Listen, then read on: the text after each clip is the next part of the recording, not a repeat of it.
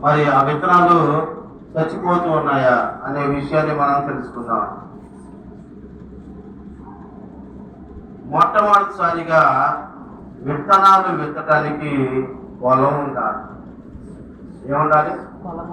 పొలం ఉండాలి. పొలం లేకపోతే ఏమంటే విత్తనాలు మనం విత్తనాలు. పొలం అంటే స్థలం. అది చిన్న స్థలం కానీ పెద్ద స్థలం కానీ స్థలం ఉండాలి. మనం నిర్ణయించుకోవాలి. విడుదలలో మేము ఉన్నప్పుడు మా అమ్మ మా నాన్నలో ఏనాడు కూడా కూరగాయలు కొని ఎరగదు. ఎందుకంటే కాకరకాయలు, సొరకాయలు, ఏమంటే టమాటాలు, వంకాయలు అన్నీ కూడా మాకున్న స్థలంలో వేసి తోటలు పండించేవాళ్ళు. అవి చాలా ఉపయోగకరంగా ఉండేవి. మనం ఇప్పుడు మార్కెట్